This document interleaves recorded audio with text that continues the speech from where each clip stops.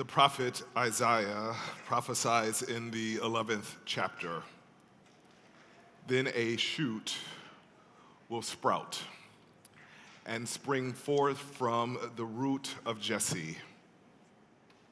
A branch will blossom, and the Spirit of Yahweh will rest upon us.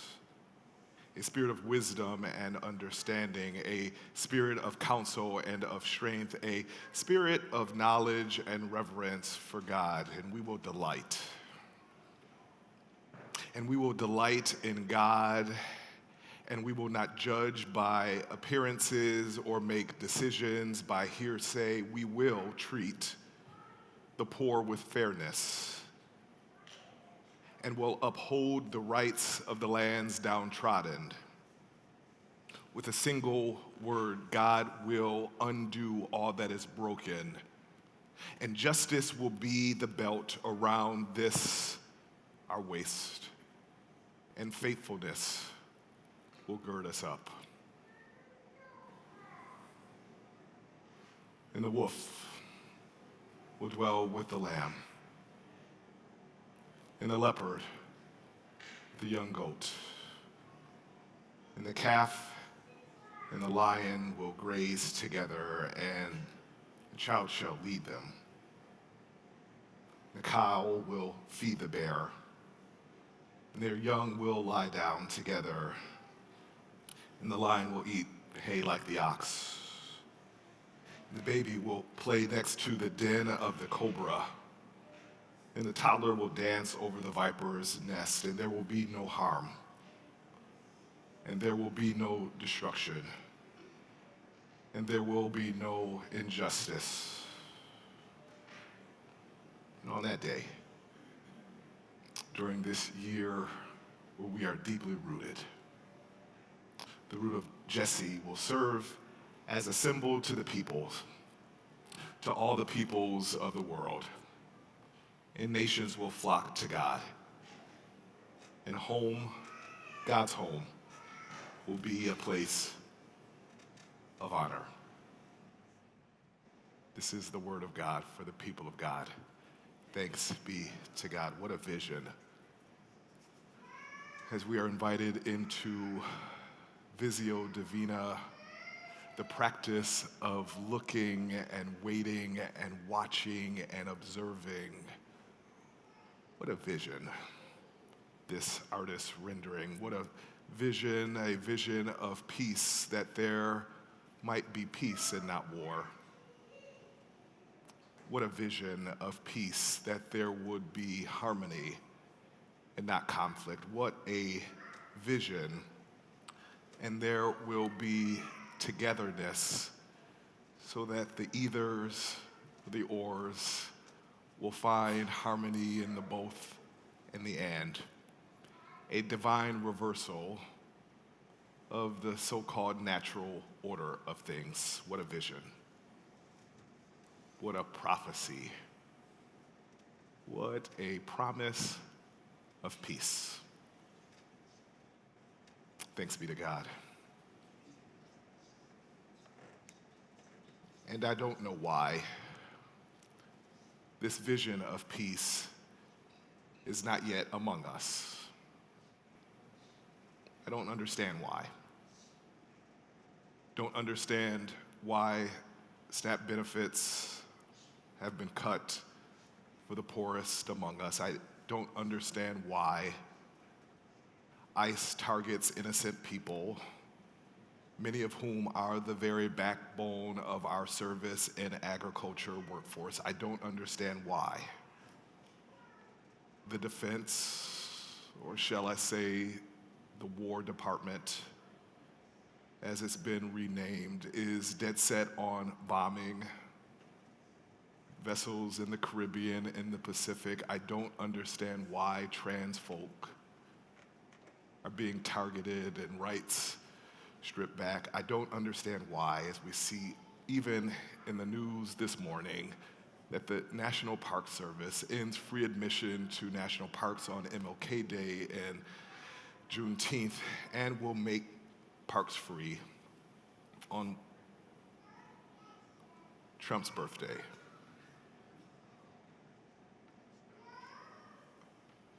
right? It's so completely grotesque, it's laughable. I don't understand. And while some things are being made free, it all comes at a great cost. Today, on this second Sunday of Advent, with its theme, peace, seems so out of step with the world in which we live. Another prophet, Jeremiah, another prophet of old, was right when he proclaimed, "We cry, peace, peace," when in reality, there is no peace. Now, when I say that I don't understand, of course, we know about racism and sexism and classism and the very architecture of white supremacy that organizes our society. We know. And I know that white supremacy is the organizing principle of the American experiment, an experiment that is failing miserably right now. And I know, we know, that the rich get richer and the poor get poorer is a tale as old as time. We know these things. Social scientists, particularly Jim Sidanius, describes it as social dominance theory, where our entire reality, our entire society from the beginning of civilization is organized in such a way where there are some on the top and some on the bottom. We know these things. But what I don't understand, beloved, is the way that cruelty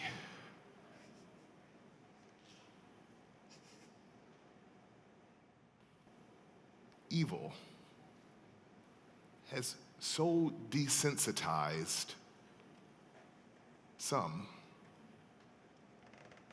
to the cries of others, the poorest and most vulnerable among us.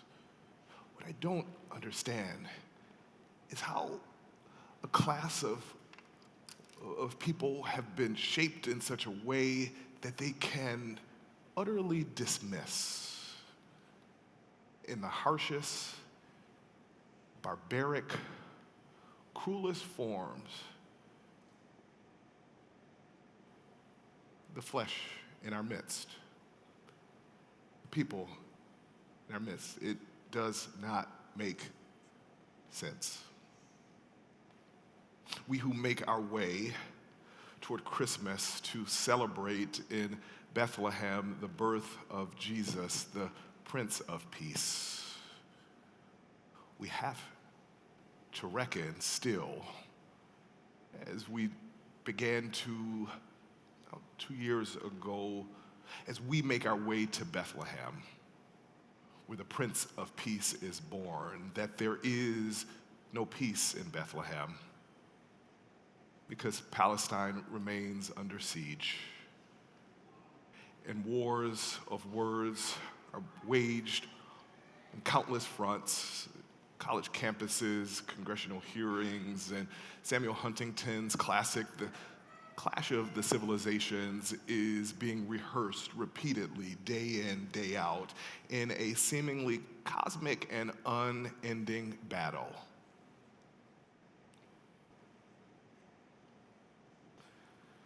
Though I don't fully understand, as I've been holding space to wrestle, I've been aided by Farah Jasmine Griffin's Read Until You Understand. The profound wisdom of Black life and literature. We can go to the next slide. I've been aided by the likes of Musa al-Jabari. We have never been woke. The cultural contradictions of a new elite as we try to make sense and make meaning of the contradiction that is very much in our midst on these days.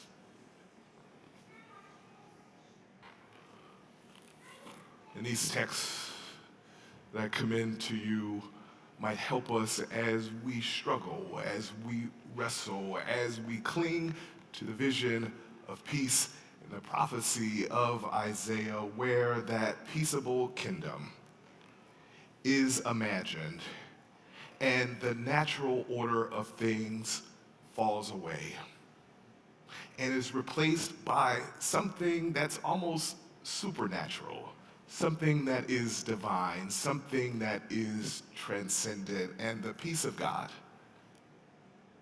which surpasses all understanding, will guard our hearts and our minds in Christ Jesus, even though we do not understand why.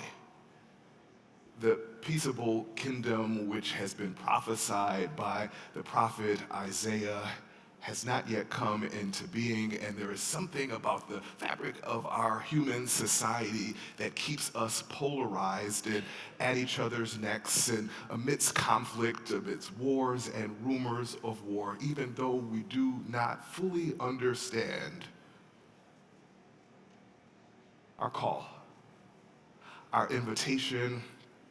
Our petition is to pursue that peace of God which surpasses all things, which surpasses all human understanding, and that peace of God will guard us. It will help us.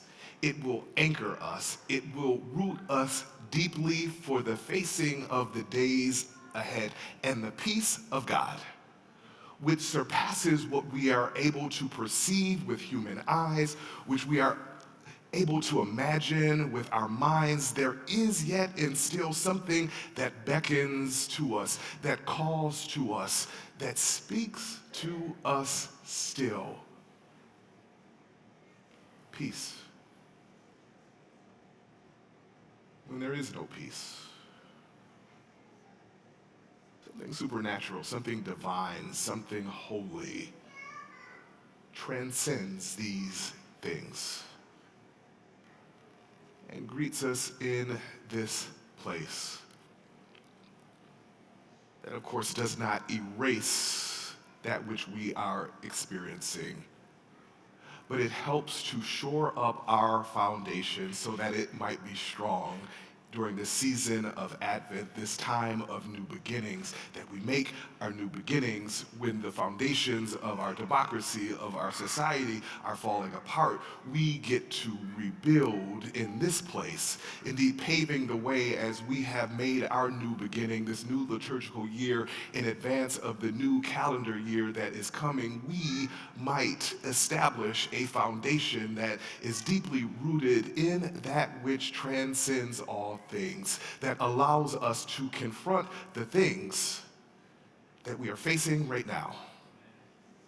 You see, Advent, the coming, is not simply about rehearsing or remembering the coming of Jesus back at Bethlehem. That Advent, the coming, Adventus meaning to come, is about anticipating the second coming of Christ and the establishment of that peaceable kingdom where the wolf will lie down with the lamb. And in our anticipation of the second coming of Christ, we draw that future into our present reality. Our hope in the future that is to come is a way of reorienting our understanding in a way that pursues the peace which surpasses understanding. Take the slide down. As this year comes to a close, the question, as we envision those coming things, the second coming of Christ, the new year, the question that I invite us to consider is, what is your vision? What is your vision of peace? And what does it look like? Let's start getting ready. Let's start crafting a vision, individual and collective and communal. Let's start crafting the vision, start imagining our New Year's resolutions such that the vision of what we hope to be might be drawn into our present and we will be ready to pursue it. You see, on Wednesday, I was a guest on Boston Public Radio's The Culture Show, and in that conversation with Amari Parris Jeffries, the executive director of Embrace Boston, and Union as the anchor of the MLK Memorial Breakfast Committee, and the Boston Children's Chorus, and Embrace Boston, and Project 351, we've decided to come together, right? Realizing that we are stronger together, and that in order to face the wars and the destruction and the devastation, we have to link arms, and that organizations that previously have operated independently in silos must come together. So we are coming together, and we're launching this MLK weekend. You can go to mlkboston.com and you can see all the curated events, a weekend of pursuing beloved community together. So as part of this weekend of preparation, the press release went out, we were invited, and on the Culture Show over at the Boston Public Library, we were asked about hope. And one of the commentators said, they were reading a scholar who said, right, there is no hope. Like they asked, where's the hope? There is no hope was the response. There is no hope. So this is the question, one of the first questions that was offered, where do you see hope? And of course, we just began Advent, a new beginning. And it's not a secret that our journey towards Bethlehem always begins in hope. And as Cornel West once says, if we are to be enchained to anything, we are prisoners of hope. As people of faith who pursue the gift of liberation, if we are going to be enchained to anything, we are prisoners of hope. And you see, beloved, this vision of peace, the peaceable kingdom, it continues to give us hope even when the wars and rumors of war would threaten to render us hopeless. There is a vision. There is a vision of peace that surpasses all understanding, and the prophet Isaiah foretells of the coming of Emmanuel, God with us. Don't you know that prophecy is also a promise? It is a promise that these things will come to pass. And as we envision that which we desire for the coming year in our midst, our call as people of faith is to pursue this peace, which surpasses all understanding. Check it out. Peace is to be at home. Peace is to be at home in oneself. And home is where one can be at peace. Peace is not merely the absence of war. Peace is not merely the absence of conflict. Peace is not merely the absence of, Jesus is calling. Peace is not merely the absence of conflict, but rather it is the presence of the divine. It is the presence of the holy. And don't you know there is a wholeness, a shalom, a peace that dwells within each and every one of us. Peace, it comes from the Hebrew word shalom, which means wholeness.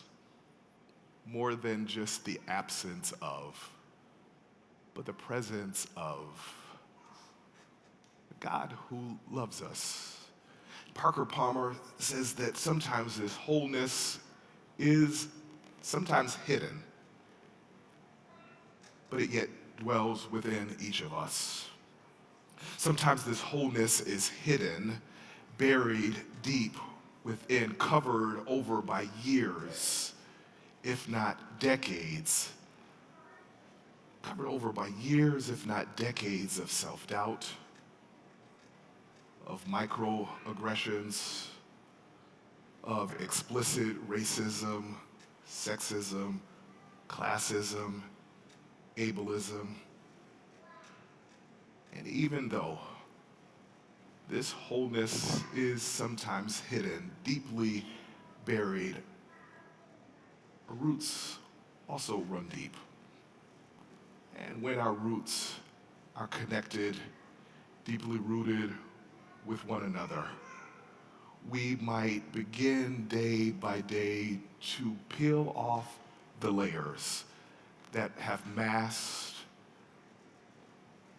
our promise, our prophecy, our declaration of peace during this year of belonging.